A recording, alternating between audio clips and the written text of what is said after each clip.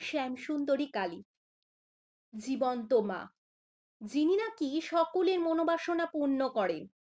তাকে নাকি ছোট বালিকা রূপে পুজো করা হয় এই মন্দিরে। আজ চলেছি সেইখানেই। চলে এসেছি শ্যামসুন্দরী মায়ের কাছে। শ্যামসুন্দরী মায়ের ফটো আমার পেছনে। এই গলি দিয়েই গেলে হচ্ছে শ্যামসুন্দরী মায়ের মন্দির। আর এটা হচ্ছে সুকিয়া স্ট্রিট। এটা হচ্ছে রাজাবাজার সায়েন্স কলেজ থেকে একটুখানি। দেখা যাক, মায়ের কাছে যাই, চলুন। মায়ের মন্দির আসা যায় দুইভাবে।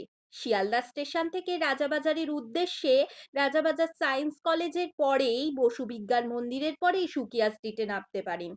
আবার মানিকতলা ঠিক চৌমাথা থেকে হাঁটা পথ মাত্র 5 মিনিটের শিয়ালদা দিকে আসার পথে।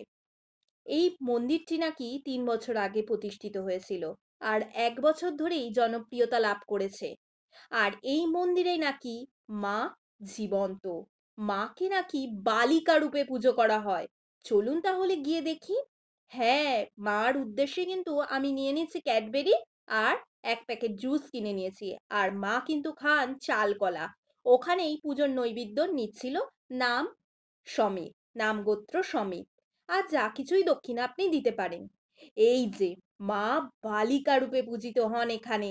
কি অপূর্ব দেখতে মার মুখখানা! চোখগুলো যেন মনে হচ্ছিল একেবারে জীবন্ত। আর পাশেই রয়েছে জগন্নাথ, বলরাম, সুভদ্রা। মার সাজ পোশাকেই বলে দিচ্ছে মা রাজেশ্বরী।